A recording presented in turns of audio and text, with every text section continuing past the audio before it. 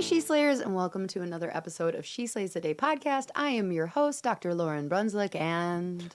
I am your co-host, not Dr. Kirby Brunswick. Not Dr. Kirby Brunswick. I got a not doctor's coat. It's just a coat. It's just a coat? It's just a coat, but it's definitely not a doctor's coat. It's not a doctor's coat. Nope. I'm going to get you a medical coat that says not Dr. Kirby Brunswick for Christmas. That's actually, I've been like, do you have any idea what I'm getting you for Christmas? I have no idea. You told me we had to do so much stuff for me to not see it because we have so many like defenses against card fraud and I'm the accountant. So it's like if money gets spent on a card online, I get an email that like your card wasn't present. And then I see it in QuickBooks and I pay off all the things. So for you to buy me a present was an ordeal. And I was very confident. I was like, I don't need to know. I'm buying you one thing because it is our entire Christmas budget for each other and you're going to love it. And you're like, better be good. You better be good. I honestly cannot think of one thing that like I need or have been really wanting that is at the price range that we're talking about that I have not that I wouldn't need to for consult myself you to. and that you wouldn't need to consult me because it I'm wouldn't getting be you a new camera lens. well like that. Do you have a Nikon or a Sony or what kind of camera do you have? I have both. But Sony makes cameras? yeah, that little A6300 that we took to Thailand. That was my first like travel exclusive camera. But now I actually switched to Nikon for that too. Anyways, Go Nikon. This episode's sponsored by Nikon. No, it's not. Send me a free camera. I would read your name every time. Oh my God. So Instagram is cracking down on like making sure that you say it's an ad. And so I held up a bottle of Vouv, or it was Moet. And that is how you pronounce it, just so you know. It's not Moet. Moet. I learned from very fancy people that knew. Were they wearing a tuxedo? No, they were. Then they weren't that fancy. They were real housewives. It's Moet. That's how Lauren gets all of her knowledge is from the Real Housewives. It's where I get all my Christmas ideas. Like, did you buy me something from? No. My Christmas ideas. Like when I randomly text you things. So like the Vouv carrying case. Okay. I was inspired. I was like running on the treadmill and like, oh, I want that for Christmas. And so that's where most of my random shit is. Anyways, it's Moet. I don't remember if it was Vouv or Moet. But I held it up in front of our Christmas tree and said like something like this Christmas tree sponsored by. And Instagram was like, it looks like you're posting a thing. Please tag them as it. And I was like, oh, that would be amazing. Oh, if Vouv or Moet would sponsor us. I would take either. I would take either. And I would then say, if Vouv sponsored us, I would then say Moet is shit. And you should pronounce it Moet. Just to like... Just to mess with them? To mess with their brand, like recognition. All right, so far, Vouv, Moet, Nikon. If any of you want to send us free product and or money. You know who I will not be sponsored by? Dom Perignon. Why not? I don't like it. We actually, so I was just at Chiro Intensive, which is what we were supposed to start talking about in the beginning of this episode, and somehow this got derailed. This is why I can't plan for an hour-long talk. Because I don't know what's going to be. I'm going to be called to speak on. And right now I'm being called to tell you if Dom Perignon is on your like vision board of like when I hit this thing. No, you know what? Still go for it. But I had a conversation with a bunch of rich ass chiropractors and we all agreed Dom sucks. I don't mind it, but it's the value for like I would, if you said like, do you want a bottle of Vouv or do you want 2 bottles of Vouv or 1 bottle of Dom? Is that the price? Is it like $150 a bottle or something? I thought Dom was like $300. I think, yeah. So like that's the thing is I've had that and I've had Cristal. Oh, you've had Cristal? Mm-hmm. And hold up. Where the fuck was I? No, I haven't had Cristal. Or have I? You have. We've bought it a few years ago and we had non-memorable. Like also, boo Cristal. It's not bad. It's good, but it's just one of those things How of do you like. spell Cristal? I'm trying to look up. I think it's Crystal. Okay, well that's not going to be helpful because. Anyway, keep going. It's just a thing of like it's good. It's just not 5 times as good.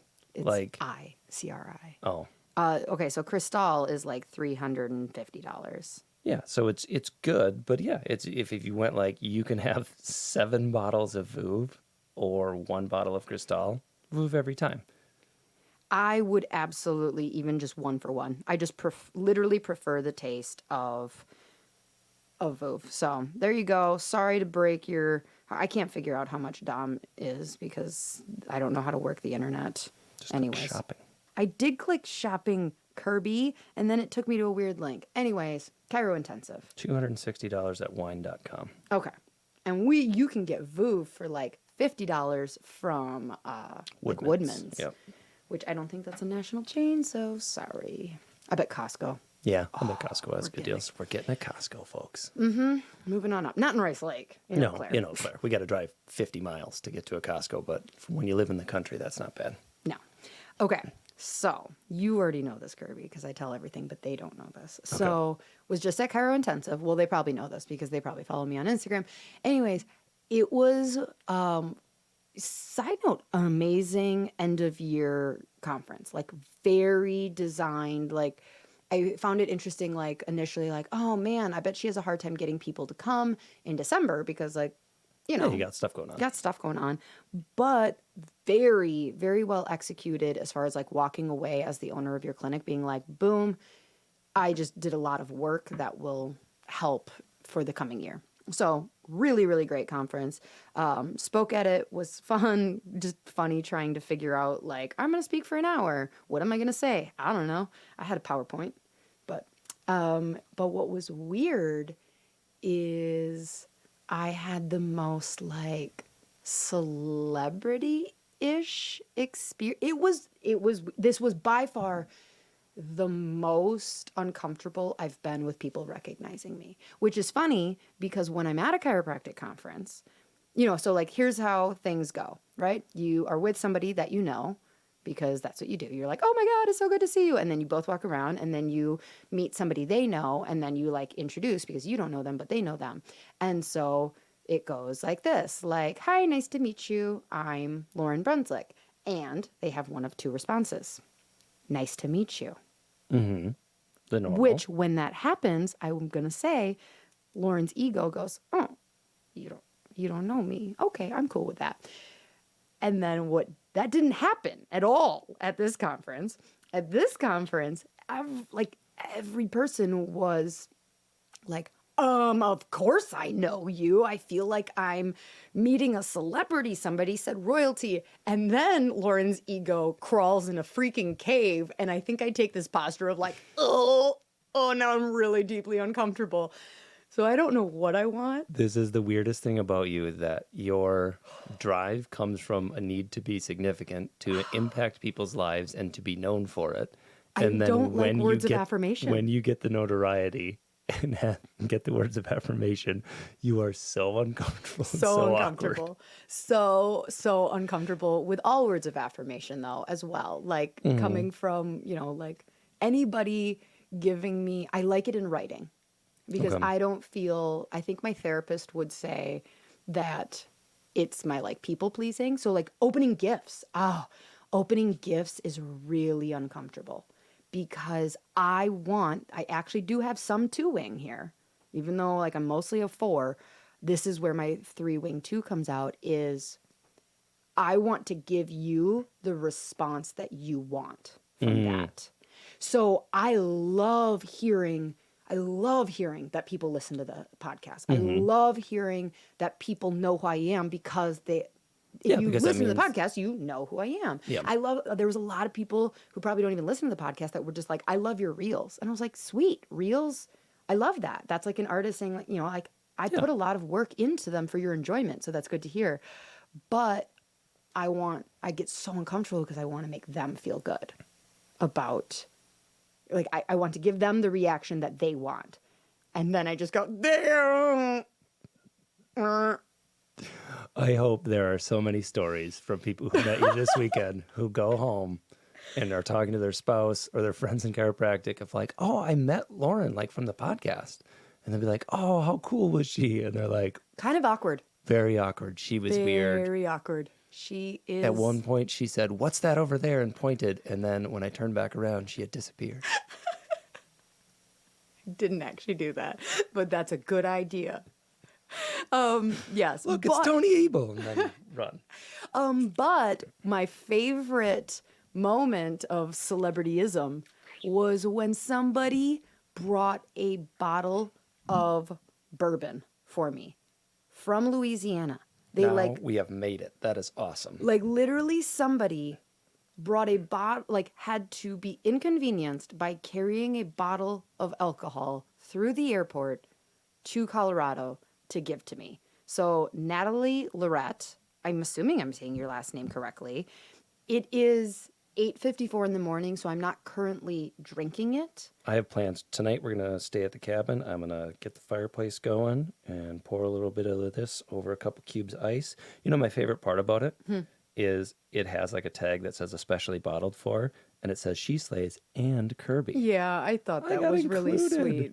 I That's thought very that was cool. really sweet. So yeah, so it's called Good Earth Gulf Coast Bourbon. It's made in Louisiana, but it's like a small batch thing because it's got like the batch number and the date and how long it's been aged. So we'll get back to you on the review, but it looks really cool. Yeah. Really cool bottle. So kind. So kind. So this is, okay, we're going to get to it eventually, but we still have more stuff to cover.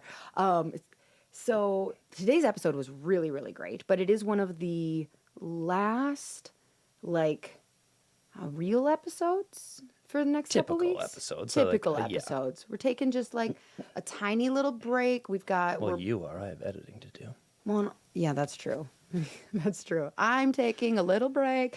So we have some exciting, like, just spin episodes over the next couple weeks. And they'll be good. Yeah, They'll be good. they're gonna be Best good. of. I mean, best of is two of them. And I like best of because it's like the best moments that, you know, you're listening and you're like, oh, that was gold. And then you forget it. You go on with your life. And so we're just going to remind you of some of those best of. I have some very cool people that are finally agreeing to be on the podcast. Cool. So 2023 has some good things. But reason for the little break is we are actively promoting and selling the remaining spots to the Multipassionate Chiropreneur. Which is, there are not many spots left. There are not. We are, well, by the time this airs, there will probably be 14 sales. We have 11 confirmed, but there are 3 people that have like another 24 hours to like purchase, and they have said, yes, I'm buying it. I just need to pull out my credit card and do it. So probably 14 of 20 gone. But the reason it's time consuming is because I want to get on the phone with every single person. So to date, I've probably done about 35 to 40 phone calls. 15-ish of them, I'm just shooting from the hip here. I'm just pulling numbers out of my ass. Pulling numbers what out of you my do. hip. Numbers. There was a hand motion with that you didn't get. It wasn't that It great. was like a gunslinging. Pew, pew, pew. What was I saying? You were saying about the phone calls, how you've had like 30 some, but only... A good portion of them, we'll say like 15, have definitely been like, hey, I don't think this is the right step for you. Either A, I've talked to some chiros that are just too far along in practice, where I was like, oh, you've already done this training, that training, you've read this book, done this, and this. You've like, you're kind of where I am at. Good job. You want to grab coffee, but you don't have to pay me for that type of thing. And then there's chiros that are in, you know, the first like year of practice and are really in like, oh no, I'm not trying to pull my time and energy from the clinic. I am pouring every ounce of time and energy I have into the clinic. And I'm like, great. That's the right step at that That time. is the right step at that time. Just hold off a year or two because we will do it again. And so then there's been a good chunk of people that I'm like, okay, I think it could be great for you. Let me tell you about it. And you just decide with your gut. And then there's been a handful that I'm like, oh my God, it's like I made this course for you. Like you in mind, it is perfect. But that's... And it's been funny of like, from the systems aspect, I wanted to like automate the process. But I did too. I didn't want to... I do think I'm like awkward. I don't want to get on the phone. You getting on the phone is that fit where you really understand where they are in life. but also you guys get to feel each other out. Like you have your podcast You thing. said out, not up. It'd be difficult over the phone. OnlyFans. You have That's how I'm on That's the my next next step with 2023. Just me being awkward, meeting people over and over, like, hi. Yeah, I think OnlyFans doesn't have to be. Well, there's like feet stuff on there, so it can't like. Yeah, but I'm saying I think you could like, I could start an OnlyFans if it's just me playing the ukulele every day. I don't think it You don't has to have to be, be but I shirtless. think like the platform got used that way a lot. Anyways, Anyway, you getting on the phone passive with people. income. That's the kind of information you are gonna get from the course. I don't know Have if you it's passive considered an income. OnlyFans? I like on the phone calls that they get to have a real conversation with you because there is podcast Lauren that is fun and bubbly and sometimes gives serious information. But like with the course, of course there will be some levity, of course there'll be some entertainment, but it is going to be so much more strategic and focused and asking the hard questions. And so for you to get a vibe from them and them from you, it feels like it's going to be a good fit for everyone who actually does, get in. Absolutely. So, anyways, there we go. That's the thing. Check a link below. If you haven't checked out the sales page, there's a lot of information on there. There's a video. If you're even remotely interested, schedule a call. Sounds good. Shout out to our newest Patreon member, Morgan Himango. Himango. What a great name. So many great names out there, and I got stuck with Brunswick. That feels like a name that you have to jot it and go like, hi, I'm Morgan Himango. Yes, you do. You do. Absolutely. And the probable thing is she probably married into it. So her entire family's like, you don't need to pronounce it that way, Morgan. And she's like, no, I do. I am Dr. Morgan Himango. We should Watch, it's like him and go. Himango. God, we have had too much coffee this morning and zero bourbon. Okay, final thing before we get into our hosts is we would like to take this moment to thank Sked, who without them, this podcast would not be possible. That's not true. I would just do it for free. It would also be more difficult because you'd be in the clinic fixing stuff and we would have 2 more employees that we wouldn't have any money. And no, so Sked has helped I us would on the actually be doing OnlyFans. Thank you, Sked, for keeping Lauren off OnlyFans. I'm sure they love that. You know what? They have an opportunity to have just a nice recorded one, but they said, no, we want organic Lauren. We want authentic Lauren. Careful what you wish for. Legit. Thank you. They, our staff, which we have a ton of staff, we've gone through multiple different versions of other software over the years that says they do a similar thing. We will never change. I love it. It is hands down different, just different and better. So Yep. check And them our out. staff likes working with it too, which is a big thing. We have a lot less meetings about the headaches of the software we're using that's supposed to simplify their life. And in previous iterations did not really, but this one does. Okay. Without further ado, I said ado. It's not farther. Don't. Just messing with you. I'll read the bio. You have to pray. Okay. Do you think it's Stephen or is it Stefan? I think Steven. I know. But I always go Steven because it's probably more common. I know, but I feel bad because I know he said his name in the thing, but like, there's a PH. His mom. I don't know. Anyways, Dr. Stephen Franson is a true champion of the chiropractic wellness lifestyle who packs deep experience from over 20 years of clinical practice. You're going to love this episode. Like, seriously, this guy just spews He like speaks knowledge. He speaks in like book quote form because I think he's just been doing it so long and knows so much stuff that like just the sentences and paragraphs come out like you would have an editor go through it 3 times and go like boom. so eloquent and so smart. So he's known as the systems guy. Franson is the founder of the Remarkable Practice, an innovative coaching and consulting company that helps DCs create a remarkable practice as part of a remarkable life. Stephen is also co-founder of Chiro Matchmakers, a specialized placement service that matches the right chiropractor with the right opportunity. He's a sought-after international speaker, author, and teacher of chiropractic business success. Franson was listed as one of the 25 most influential chiropractors in 2017. You can read his best-selling book, The Remarkable Practice, The Definitive Guide to Creating a Successful Chiropractic Practice.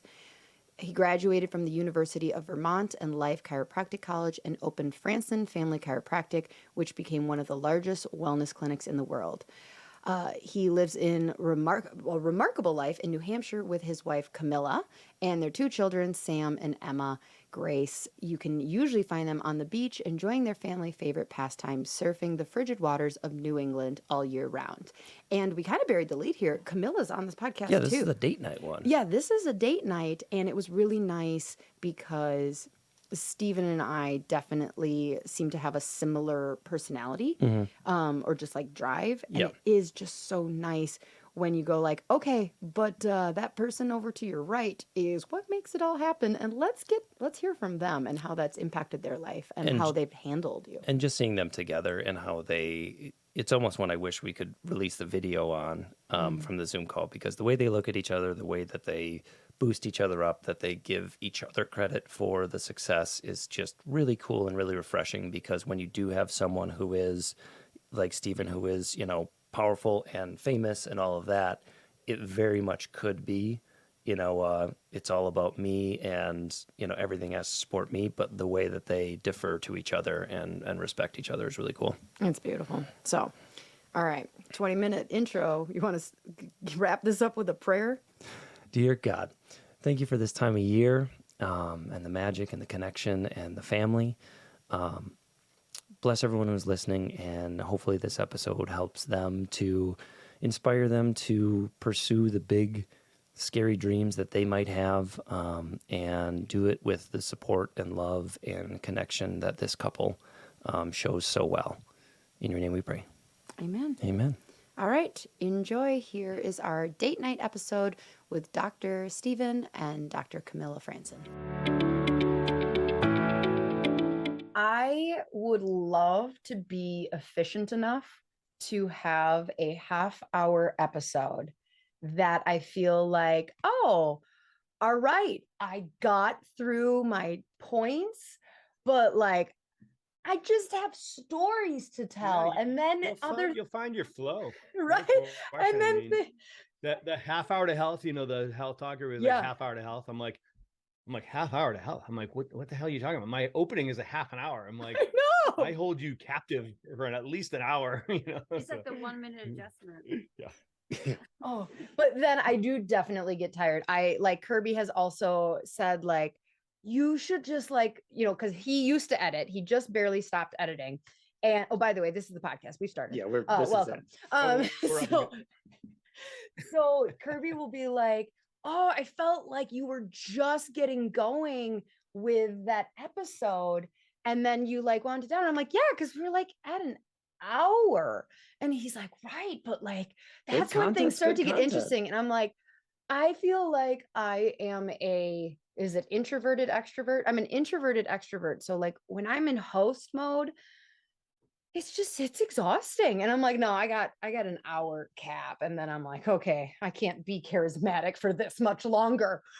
Yeah. Well, if you suck, 2 hours is way too, or 2 minutes is too long. If it's awesome, 2 hours is too short. Right. So, it's just, if it's good, it's good. You just got to run and go and nobody wants you to stop. So, right.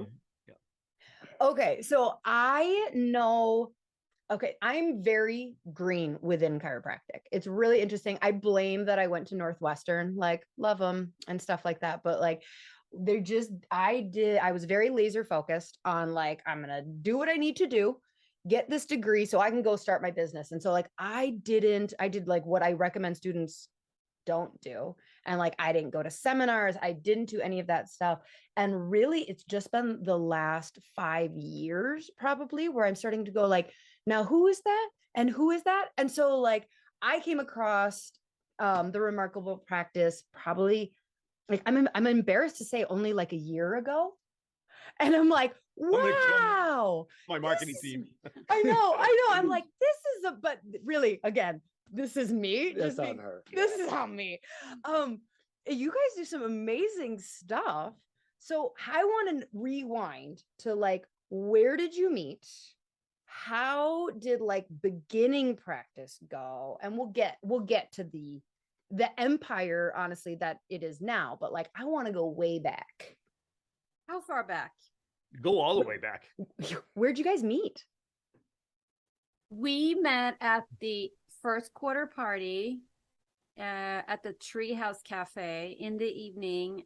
At Life University. Okay, at Life. 2000, yeah. Going way back. Yeah. You're getting the Sorry, details. Life. For Okay, those so- of you who don't know what the Treehouse Cafe was, because it's gone now. Which tree? Yeah.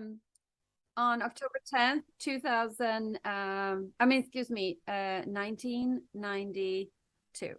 Okay. Yeah. Okay. So 30 years 30 years ago. Yeah. this year. So we met at Life University. So she's totally accurate. It was the first quarter party. And we literally have been together since the night of the first quarter. didn't party, anybody tell you which don't is marry a chiropractor? You awesome. have twice the debt.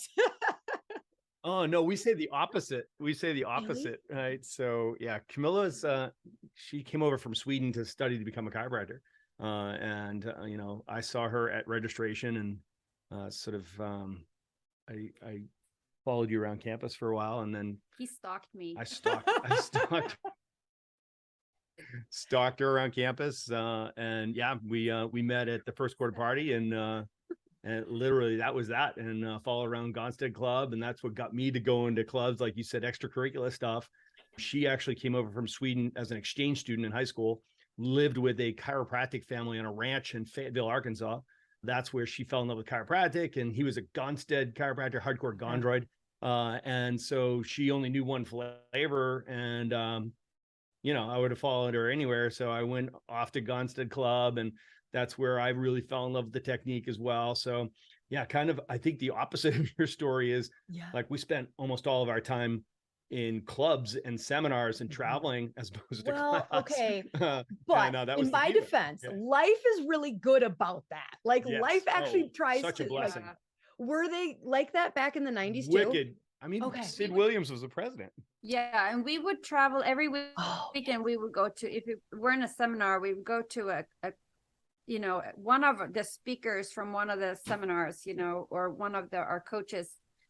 We would go to their office and we would just watch them analyze and adjust and pick their brain about their, you know, their practice model and all that. So we felt that, you know, we could hit the ground running when we got out of school. Yeah. So this is going to date us. All right. But Fred Barge was our philosophy professor for the first 3 quarters.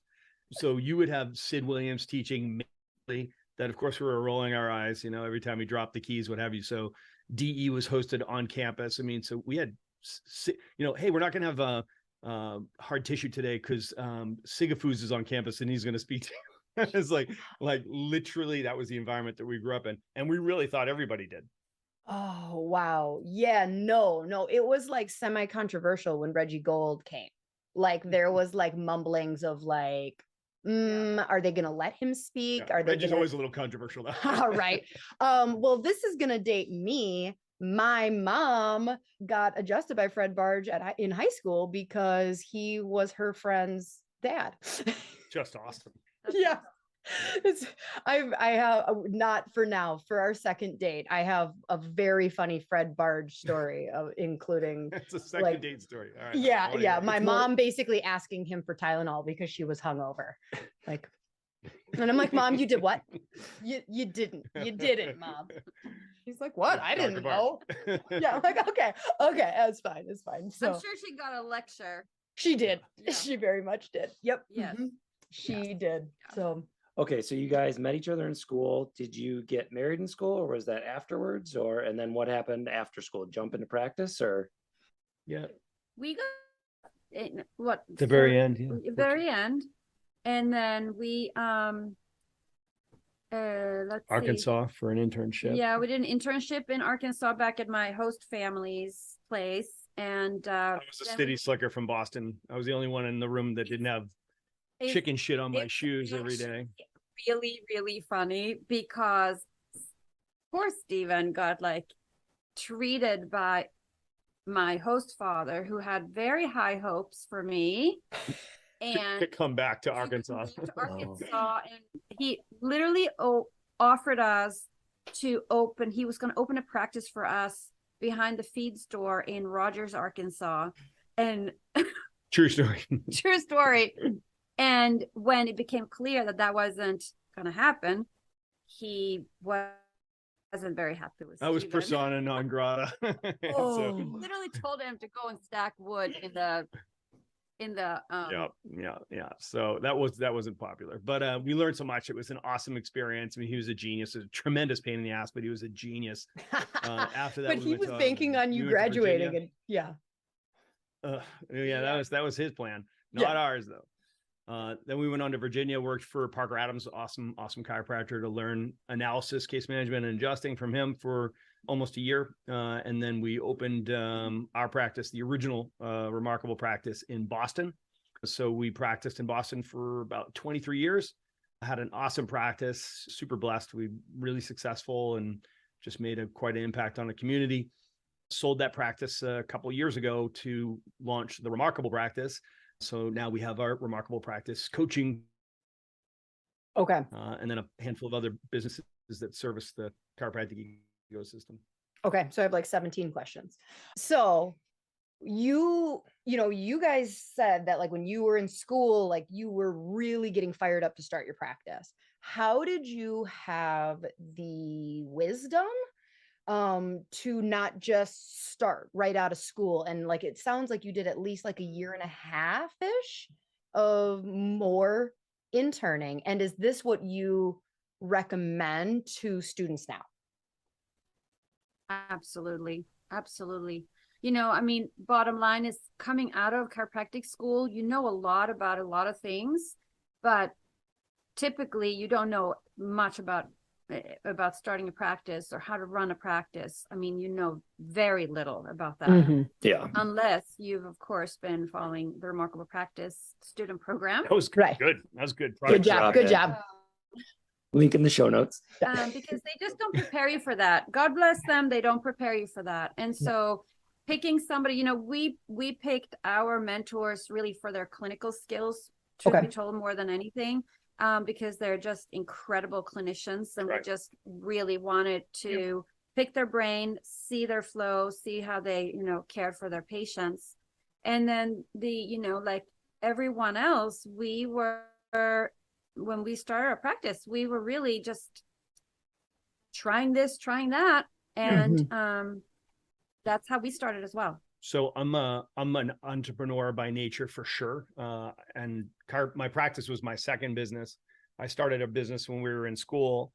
I actually started a window cleaning company while we were in school. I was bartending at the Hard Rock Cafe and just staying up all hours and learning about the wellness lifestyle by day and doing the opposite at night. Right. So started washing windows, and long story short, we grew quite a window cleaning company. I was pulling all of the chiropractic students, and we had a couple of crews going. We were doing like 16 houses a week. We got into window film, brought my brother down. He ran my crews, brought cousins down. They were part of our crew, and he ended up buying the business from me. And that's what seeded our practice, our seed money. And now he's got the largest window film dealership in the world. He's doing $1 million a week in window film. I should have kept that business too, but he's just killing it. Yeah, you could have kept a little bit of So equity that in was there, my just first 5-10%. Yeah, just what's that 5%? Yeah, so I had confidence in my business, my ability to launch a business, run a business acumen. Everything I learned to be a successful chiropractor, I learned washing windows. It's a great ebook. But we wanted to accelerate everything, and that was all through clinical. So one doc taught us about analysis, another one taught us about adjusting. And man, that was a big fast forward button for us going into practice. And I highly recommend that you spend a year out of school, and it's an accelerator where you're going to be 3-5 years out. Just picture it as another year of school, but be very specific as to who you choose as your mentor, why you're going. Don't just take a job to get a check. That's a big mistake. You want to be very selective and say, what muscles do I want to develop, and who do I want to emulate? Find somebody for a very specific reason or set of reasons that you admire, and what would accelerate your success by buttressing a weakness, maybe, and that they're willing to mentor you and to train you and equip you. And these guys were awesome. So that was a big inspiration for the associate program we had at our office as well. We had so many docs come through our practice. Hey, She Slayers. When I first started practice, I thought I needed to dress a certain way for patients to trust me, and I spent hours trying to design communication and marketing materials that worked. After 12 years of practice, here's a couple things I've learned. 1, I don't have to wear dress pants and button-ups for a patient to take me seriously. And 2, why recreate the wheel when a design professional has already done all the work for me? Well Aligned offers solutions in both of these categories. They have the coolest and most comfy chiropractic shirts that will showcase your personality, as well as beautifully designed communication and marketing tools to help drive new patients, get more referrals, and gain better retention in your practice. From the best chiropractic apparel to modern patient education materials, Well Aligned has you covered. All She Slayers get 10% off plus free shipping on orders of $75 or more with promo code SheSlays. Visit www.wellaligned.com to save. Hi friends, I wanted to take a quick break from the episode to make sure you all know about the cool stuff we have happening over on Patreon. This is a platform where I can offer you extra content, behind the scenes interviews, quick trainings, and exclusive trainings answering your exact question live, back to back with me. It's a way for me to more directly interact with you and post some fun things that would never be in the normal weekly episodes. To check out what we're doing and to sign up, click the link in the show notes. Hey, She Slayers, so many of you connect with my story as a chiropractor because I started all wrong. Years into practice, I had to completely turn it around from being an insurance and pain-based model to a thriving, subluxation-based cash practice. I have a lot of ways that happened, but I am not exaggerating when I say the number one thing I changed was adding CLA's Insight scanning technology. The Insight helped grow our practice from 300 people a week to over 500 a week in the course of 1 year, purely by showing objective findings and providing reports to patients. So many docs I talk to struggle to communicate the why behind a care plan when the patient's pain goes away in a few visits. They struggle to keep patients after insurance stops paying. They don't know how to explain why a kid benefits from chiropractic care, even though they have no symptoms. They don't do progress exams because what am I going to do to show the patient progress?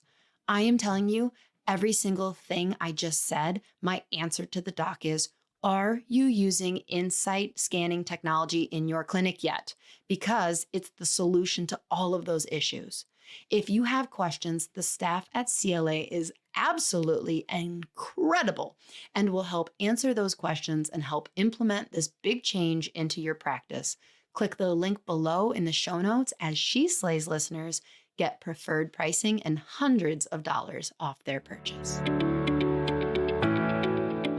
So this is actually an interesting place where my head is starting to pivot, and maybe it would have pivoted earlier if I'd gone to your conference a year ago, is I feel like I see all these chiropractors because on my Instagram, I will post jobs for chiropractors, and in there is contract length.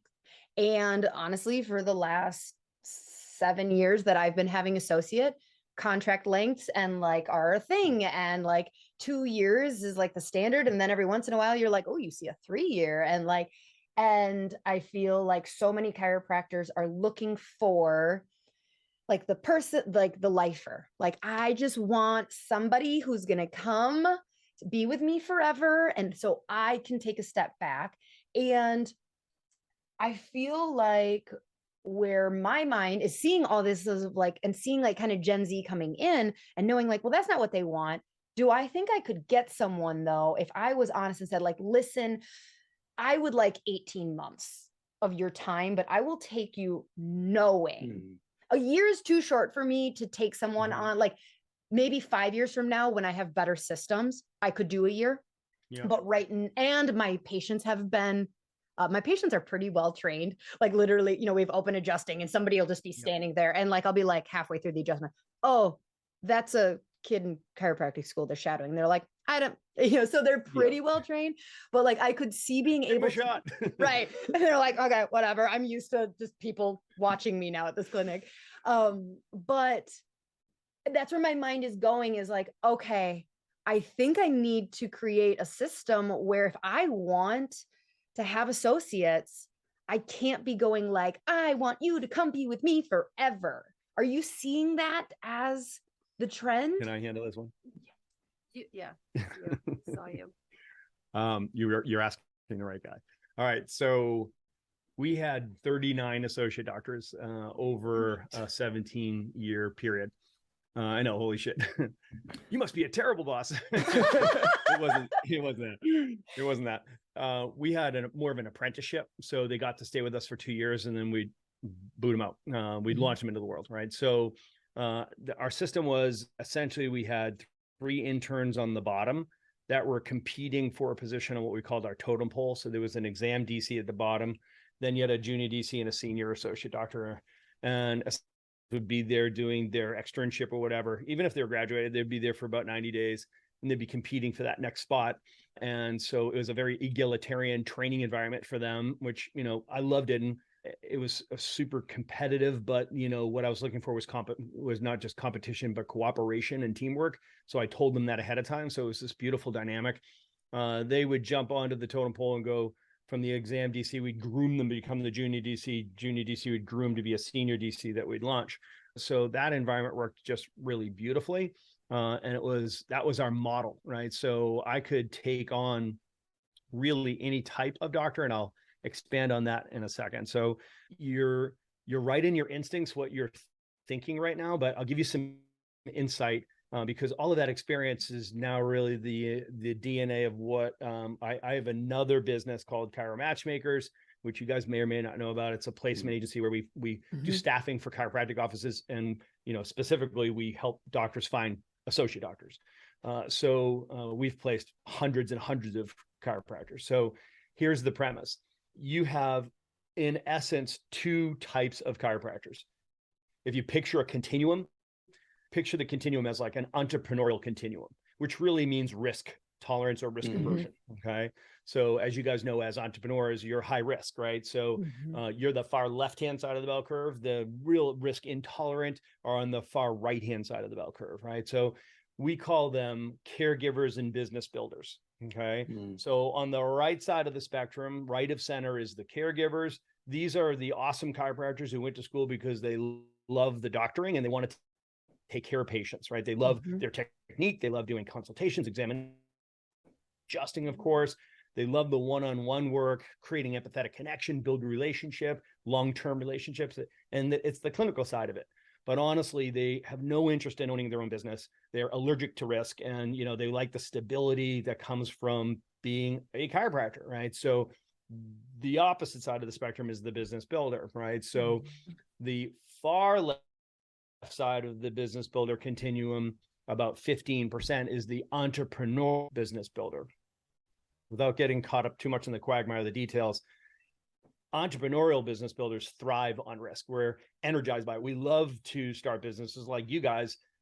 We would have started businesses no matter what, right? So we just, by the grace of God, became chiropractors, right? So, but we would have been running businesses regardless, right? So we like to be in charge. In fact, we have to be in charge. We love and we're thrilled by creating something out of vapor, right? Creating systems, processes, procedures, building teams, making it rain, et cetera, right? So more extroverted, typically dominant, right? So that's the other side of the spectrum, right? So that's that business builder, especially the entrepreneurial business builder. Here's the kicker. 75% of chiropractors are caregivers, 25% are business builders, and only 15% of those are entrepreneurial. So what that means is about 75% of chiropractors should never own their own practice. They get themselves into a situation where they feel they had to, because they've been taught that there's only two choices in chiropractic. You can be the owner of a business, of a clinic, and be successful, and then there's everyone else, right? And it's like a second-class citizen. And get eaten alive, right? Yeah, it's horrible. It's a terrible dynamic for chiropractic, and really, it's a professional life purpose for me to reconcile that, because at the end of the day, we need to edify all of the awesome chiropractors who deliver awesome world-class care. And as business owners, it's our responsibility to create environments where they can flourish. You should say, as a CEO, your job is to create an environment where people are going to be more successful with me than without me. And we should be providing opportunities for those awesome caregivers to flourish and to make a big impact and a big income. And man, that's what we've been doing. It's just been awesome. So if you have your senior doctor, and you said, and then you launch them from there, what if they are in the 75%? Because like 75% shouldn't own a business. Inevitably, yeah. That was my model. Okay. So my model was, I'm only going to have docs come in for 2 years and then launch. So I only took on those business builders and the far left-hand side of the spectrum, entrepreneurs, right? So I had a right-hand man who was a hardcore caregiver, and he was with me for 10 years by my side. He was awesome. Okay. I could never have done what we did without him. Camilla was in for 8 years. We started having kids. She was out for 8 years and then came back. So he was really the right-hand man in our practice. So I always had him there. And then the doctors in the middle were on the business builder side. And the key is that we knew that's the avatar of the doctor we wanted in our clinic, to be a business builder. And the trade-off is a business builder, especially an entrepreneur, is a flight risk. They're going to leave you, right? So you don't want to set up a business where you're exposed that way, where you feel like, man, I brought in this doc who's been awesome and they attract a lot of patients. They love to convert. They love the business side. And now they just took me out to lunch and said, Dr. Lauren, this has been great, but my wife and I have been praying on it, and we are going to open up way down the street. Don't worry. Yeah. So that's how that thing goes sideways. Yes. So it sounds to me like you're looking for an awesome caregiver who would love to be in your environment and be able to say, listen, what I need is a great chiro. I need a great chiropractor. I need you to deliver the care that we're going to sell, and I need your heart and your head and your hands and feet, and get in there. And we're going to create this environment where you're going to be awesome. And we'd love it if you'd stay forever. Yeah. I mean, honestly, I want to get to Camilla's role in that. I had questions. So ask that next. But like, I think where I'm realizing is at the rate I want to grow, I need to be willing to, because I don't know, I believe you. I believe that 75% shouldn't be, but so many are not looking for an associateship, right? Like so many think that they should. And so there's not 75% of graduating classes that are looking to apply. And so I think it's out of like, okay, you know what? I could absolutely figure out a way to create an apprenticeship type model. Because you're so good at teaching. We develop a lot of content. So I think you're in a better place now than we were 5-6 years ago. We were still figuring out our own stuff. But like now that it's like, okay, fine. If I don't have an abundance of caregivers applying and I'm losing out on awesome chiropractors who are like, yeah, but I really don't want to be there long-term, I'll be like, okay, fine. I can work with this. I am adaptable. That's what this is. I am pivoting and adapting. So I'm going to suggest you're absolutely right. Right. So if I were to tell you what to do, get yourself an awesome caregiver that's going to stay by your side for long term. They are there. Trust me, we place them every day. Yep. So they are there. They're harder to find than the business builders like us, because we hang around together at conferences and seminars and in groups, and so we all know each other, right? So it feels like everybody's a business builder, like everybody you hang out with, right? Yeah. So the truth is literally 70-75% or more are caregivers. So they are there 2/3 of chiropractors graduate and they go and work for other chiropractors. And chiropractic, we lag about 12 years behind the dental industry, and they're up to 85% going to corporate. So it's a very similar dynamic, right? So the other 15% end up going to work with their brother or their dad or their father-in-law or mother-in-law, right? So, we are definitely trending in that direction. So if I were to tell you what to do, you have 2 tracks in your business. You have a caregiver track where they come in if they're hardwired, and this is testing, this isn't guessing. So if they test out to be a caregiver, they would go into your caregiver program. So they stay with you, right? So if you want to be able to bring in business builders and have a bit of a turnstile where they come in for 2 years and, they spend their first year, becoming useful, getting up to speed, the second year adding value. And part of that adding value is they train up their successor right behind them. So now you've got this sort of overlap daisy chain program and process, which lightens up your load when it comes to training your docs, which is exactly how we did it. Yeah. Man, I love that we have a podcast. I didn't even have to pay for that advice. And that was free. like $1 million advice. So and everybody listening. Yeah. Oh, yeah. Oh, there's people listening. Okay. So I hate to say behind, but literally She's behind him right now. So yes, I am the risk and this and that. And then Kirby, the spouse, is the one who I'm like, yeah, we're in this together. Come with. So Camilla, what is even the question here? So he was saying that 15% are business builders. Camilla, is that your mindset too? Are you the go risk it entrepreneurial style, or are you the hold on, let's figure this out style? Or where do you, what's your guys' dynamic there? Great question. So Stephen and I have really figured out that we equilibrate each other beautifully. I mean, it's it's yin and yang. It really is. And it took a number of years to put a face on that, really, because, Stephen is a driver and, type A and, just whatever he puts his mind to, he gets successful at. It's just pain in the ass. And that, and I am a co-pilot type of person. I really am. And I am very, I have strong beliefs. I have, I'm planted firmly on the earth. I really am. And I recognize, there were a few years when I was really maybe, fighting that somewhat, but we have come to realize that we just really equilibrate each other beautifully. And so I am your consummate caregiver. I just am. That's just what God put me on this planet to do, is to give care. I love, time stands still in the practice, just seeing patients is just one of my happy places for sure. We made the decision together. I was really, committed to stepping out to raise our kids from early on. We worked side by side for the first 7 or 8 years. And then 6 weeks before Sam was born, our first, I had to step out. My belly was just getting too big. We kicked her out. You have to go home now.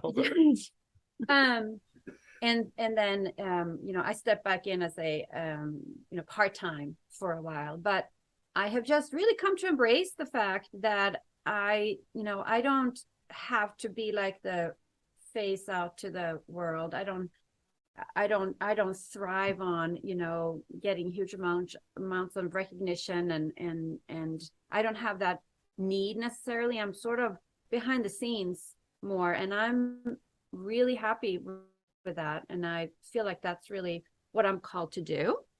So if that answers your question. Yeah. Did you, so I mean, in the world of chiropractic, and especially if you're going to the conferences, it seems like so much is geared towards the person on stage, the person out front, the business builder.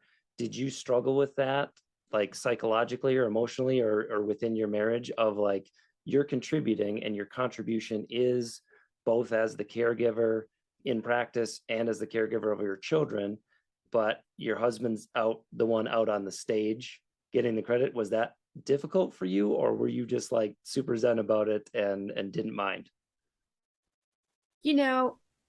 Overall, I would say I have been,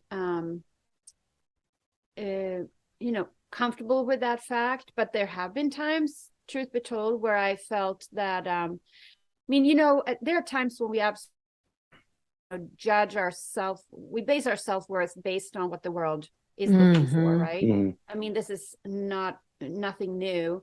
It's just how it goes. And there have definitely been times when I felt, that I left, my career, essentially, not fully, but I stepped out for a big chunk of time. And, you're in the shadows more, and you're not looked upon as someone who is really contributing. It's like, what are you, your stay-at-home mom? Meanwhile, I was taking care of not just that, but just a variety of things. All the invisible parts of the business. That you as an owner and operator need to take care of. Yeah. Because you can't just sub out everything. And there's certain areas where you have to have your hand on it for sure. So you Camilla's incredibly humble. So she played a really big role in that, so we have a very strong yin and yang, and there's no freaking way we could never mind have done what we've done without her.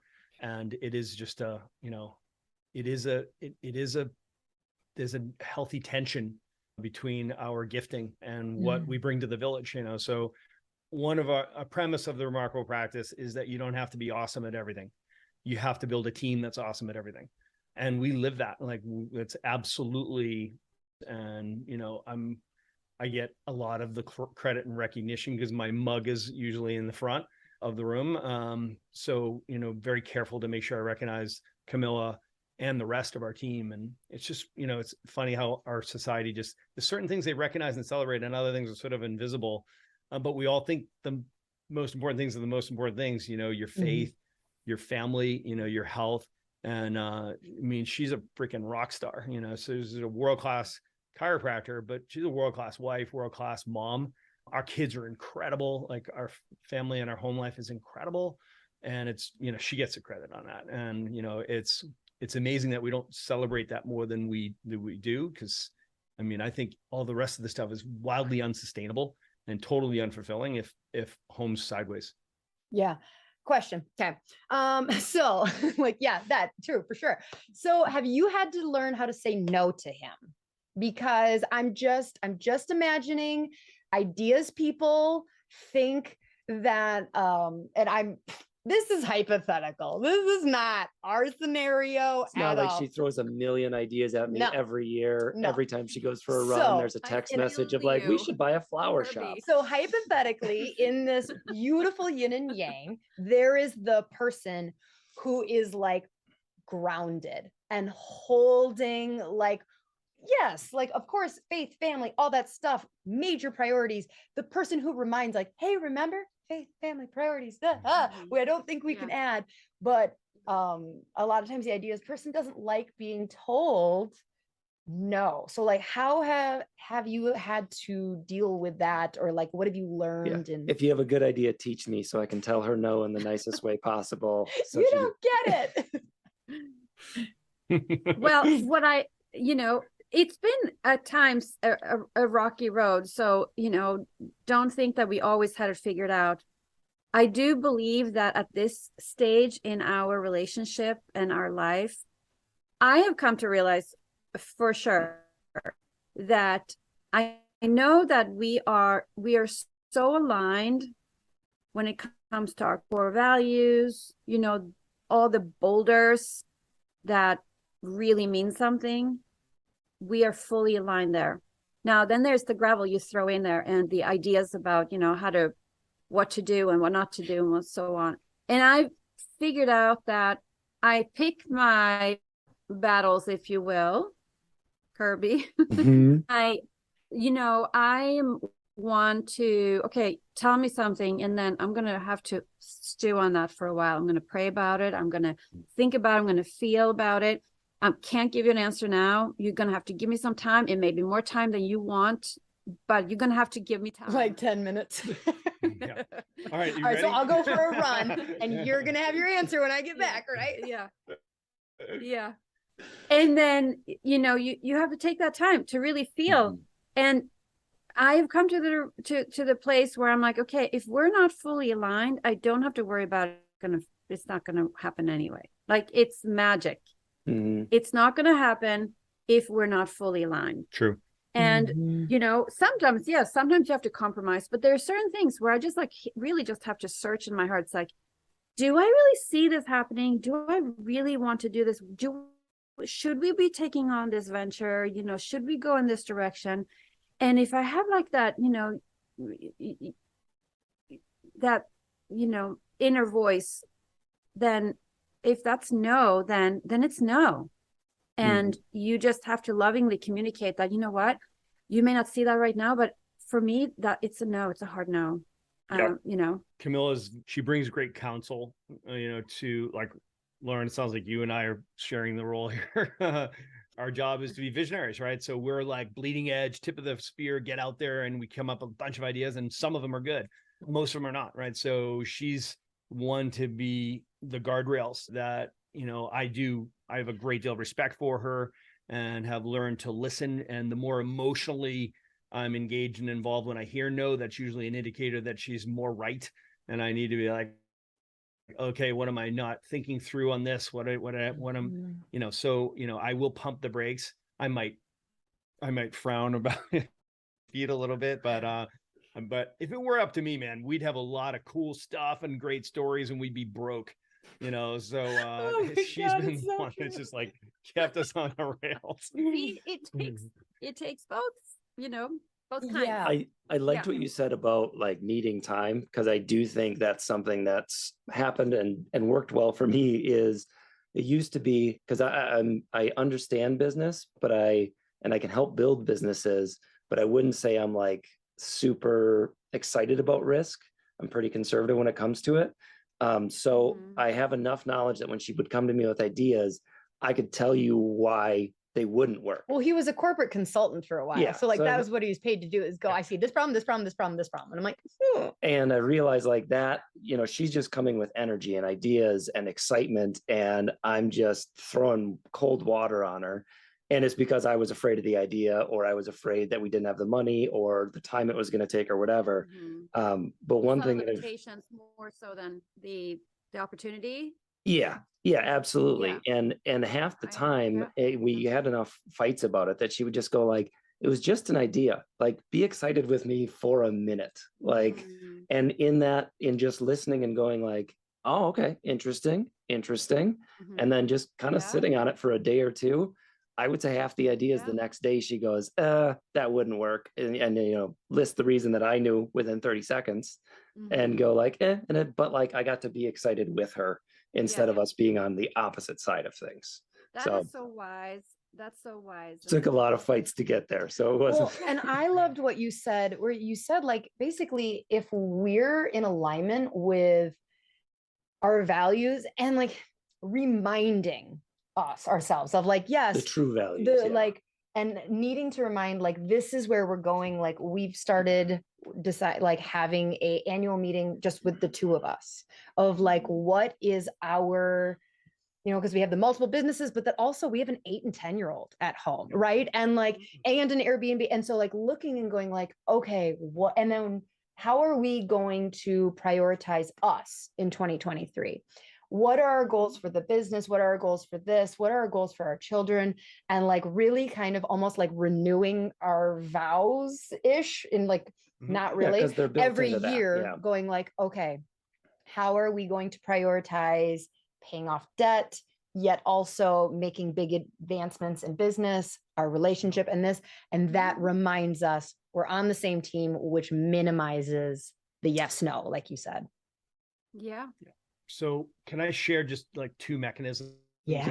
Maybe make it a drifting academic here. I mean, these are very useful things. So we're really respectful and careful not to tell anybody what success looks like. I think that's a giant mistake in culture, definitely in chiropractic culture, is you let other people project on you what success means, right? So we are careful not to do that and don't do it for any of our clients or any of our friends or what have you, right? So that's an inside out experience. Like you've got to unearth what success looks like to you, and it has to be based on your core values and your vision story. Okay. So core values, as you guys know, is what's most important to you. Vision story is what does success look like to you, right? So, and you've got to make sure that that vision story is an expression of your core values, right? So this is all inside out stuff, right? So I won't tell you what success looks like for you, but I will tell you where it lives. So success lives when you experience alignment between your core values, your vision story, and your behavior. So your behavior, as we define it, is how you invest your 4 limited resources: your time, your energy, your focus, and your money. So if you have some constructs in place like that, like running a business or running a marriage or running a family or running a life. You have to take notes. We're recording this. Kirby's like over here taking notes. No, it's in case I want to reference something back in a question in this podcast. I know we're recording it. Keep He was going. on a great point. He'll keep going. I love that. That's the greatest compliment when somebody writes something down. So awesome. that, that I think that's a construct that it creates a common language for a couple. This shit's hard, man. Even when you are fully aligned, it's like marriage is hard, relationships are hard, kids are hard, family's hard, right? So, but it's worth it. It's awesome. So this just makes it a bit easier, right? It doesn't make it easy. And same thing with business. Business is hard. It's wicked hard, so you have to have like these constructs in place so that you have a frame of reference, you have context, and you have a language that you use together. And it's just like constantly reminding. So that was the first thing. Lauren, you said something else there. I love that you guys do your annual, like that board meeting type of thing is just awesome. A total marriage hack and life hack for Camilla and I has been something we call the coffee break.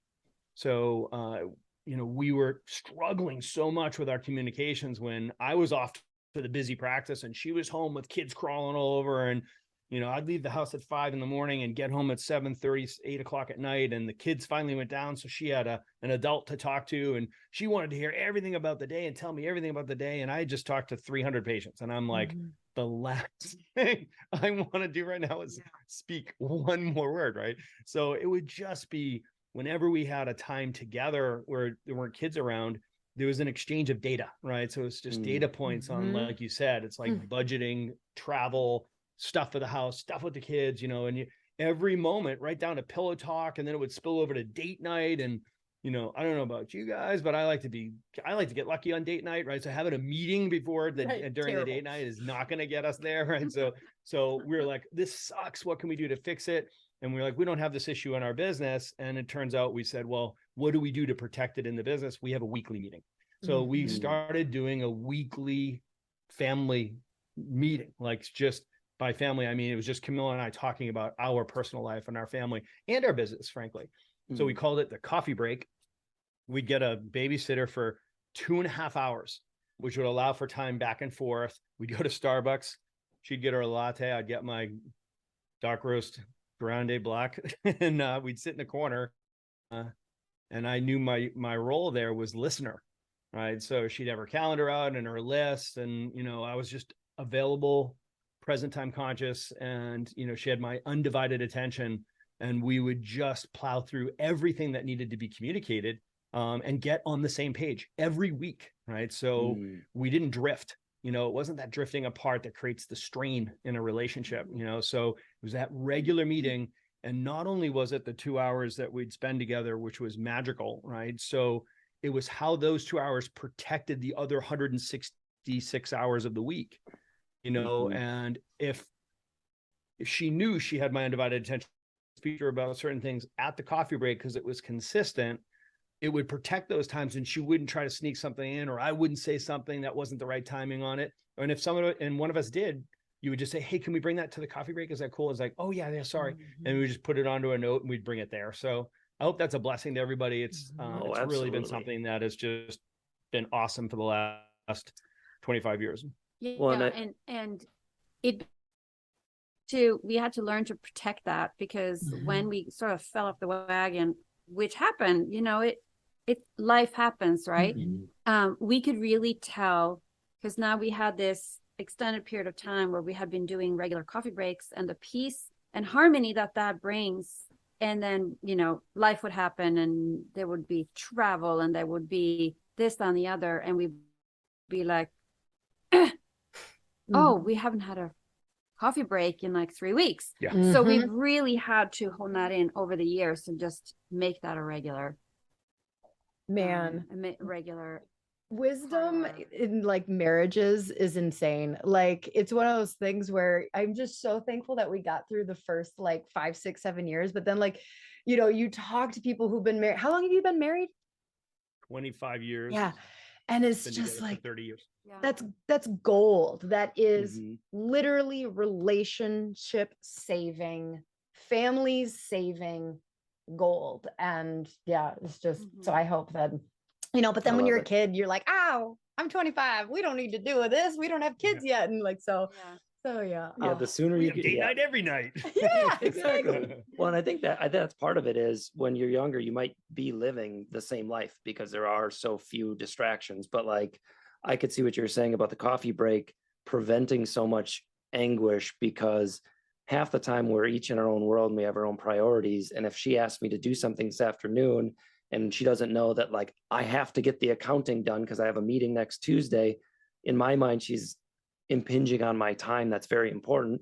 In her mind, she's just asking for something. But if you have the coffee date and she knows what's going on, then there's not even the ask. There might even be support of how can I help?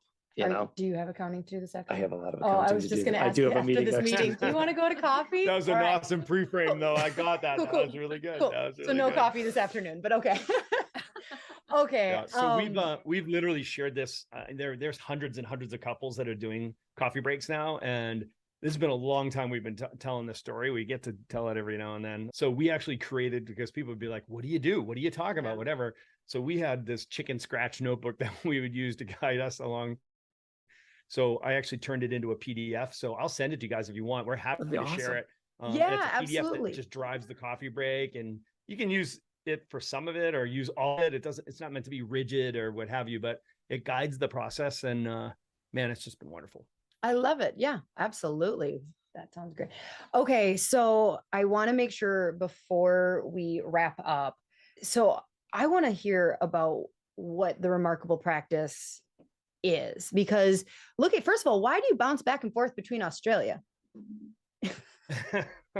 Well, we're all over the world, but my, about 25% of our clients are in Australia. Okay.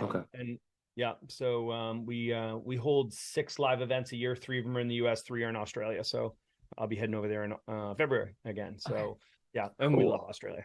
And I'm a surfer, so which is why I live in New Hampshire. Right.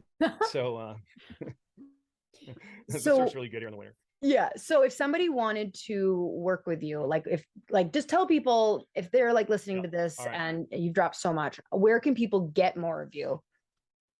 So we're easy to find. You can just go to theremarkablepractice.com. So theremarkablepractice.com, or go onto Instagram or Facebook. We have an awesome Facebook group, like a free forum you can join. And we're in there. And I mean, our team is very generous with great content in there. We have an awesome community called The Remarkables. So, in essence, we have created this construct to organize the chiropractic conversation, right? So we call it the 4 seasons of the chiropractic career. So there's launch, build, scale, and exit. Launch is your first year out in practice. Build is when you are an established practice, but you're the owner operator. So you're a single doc, sole practitioner, own the business, but deliver all the care. Then there's scale, which is when you've got multiple DCs, sometimes partnerships, usually associate doctors, and then exit, which is when you're getting ready to sell your practice, right? So when you're looking to make a graceful and profitable exit, right? So those are the 4 seasons of the chiropractic career. And we have an end-to-end solution there. So regardless of what season you're in, we help doctors, we receive them wherever they are in their career and help them navigate into their next season. So we organize all of our content, our programs, all of our coaches, all into those 4 seasons, our clients, obviously. And there's the usual stresses and strains and issues and gaps and goals that everybody has in each of the 4 seasons. And we just specialize, in launch. They don't know what they're doing, right? So, they need systems, processes, procedures, scripting, right? They need training and coaching on all that. but they really lack certainty and conviction and clarity. So we help them get there and practice with confidence. And our goal is a 7-figure foundation. Then we move them into build mastery of that, delivering that value, building value, creating your team around you. And that's ultimately about growth and really growing into that business with an eye on scale. So that's about creating 7-figure revenue. And then graduating into scale, if that's what you choose to do, if you want to go in that direction, which we highly advise for 10 reasons, but it really creates scalability and durability and eventually transferability, right? So scalability means you can give more, love more, serve more, make a bigger impact and a bigger income, but it doesn't have to all be done by you, right? So that means that you can start to leverage other people and systems and technology, et cetera. Durability means that you can give more, love more, serve more, make a bigger impact and a bigger income, even in your absence, right? So it suggests you can claw back your schedule again, get time freedom, maybe take vacations, maybe have multiple, brick and mortar facilities. So that's durability. And then transferability is critically important because everybody exits, right? So very few people really exit well. This is about creating an asset that people will compete to buy, right? You create a business, right? So we turn the job into a business, and then exit is, like I said, helping them create a legacy, right? So find that buyer, find their successor, and create a graceful and profitable exit. So that's the remarkable practice. I'm super proud of what we've created. We've got thousands of doctors in our ecosystem. I see 10 that. coaches each specialize in this. So yeah, it's just awesome. See, this is where I want to do the full Rogan of like, See, I think we're now getting into the part that I could talk about for the next 2 hours. I want I'll to come talk back. about We'll do the exit 4 stuff. seasons We're at gonna some have to point. do a part 2 because like I really happy want to. to talk about like exit stuff too, and like and trends of what you're seeing in young kids and in people exiting. I have a million fine. questions. Okay, Yeah, well, happy to do it. Happy to do it. thank you so much. It was great to meet you. Yeah. Like we'll have to. Yeah. I really have my eye on your May 5th, 6th event down in Orlando. I think it's conversion or something like that. And Yeah, that's the whole TRP system. So we go through conversion and retention. So we do day 1, 2, 3, 4. And then we do week 1, 2, 3, 4, month 1, 2, 3, 4, year 1, 2, 3, 4, and beyond. We do it for, from the perspective of what if it's a 34-year-old, what if it's a family of 4, what if it's a 4-year-old, right? Like how do you take them through that whole thing? So it's the whole end-to-end arc for moving as many people, as many families as possible into lifetime family wellness care. Yeah, I'm excited. So, the events are fantastic. I believe it. People leave those events just floating above ground. Yeah, it's fun. We love going live, and it's awesome to be back live. Yeah, we have great coaches. Yeah. And I mean the program that Stephen has created from Vapor, just from all the endless lessons learned, right, from practice, is nothing short of remarkable. It's amazing. It's been really cool to see it materialize. It's fun. We love it. If you can't tell, we love it. Okay, well, thank you so much. This was delightful. Really fun. It was so cool to meet you guys and just you guys are awesome. Your story and your relationship and the fact that you both just pump each other up, and it's just great to see that in a marriage. All right, She Slayers, we will have all of those links, single thing that you mentioned, and the coffee break agenda all down below. Go check out the Remarkable Practice. Come go to their one in Orlando in May. I will probably be there. See, now I've committed, so now I have to go. No, you have to. Locked in. Yeah, we heard it out loud, so we're gonna hold you to it. That's a verbal contract. But all of my people we have our team building immersion also. Just looking at, like, when you heard me say it's about putting together awesome at everything, we have our team building immersion, which is before the one in May. That's February 4 and 5 in Dallas. And then we have it 24th and 25th in Brisbane, Australia. So we'd love to see you. All right, She Slayers, until next week. Bye.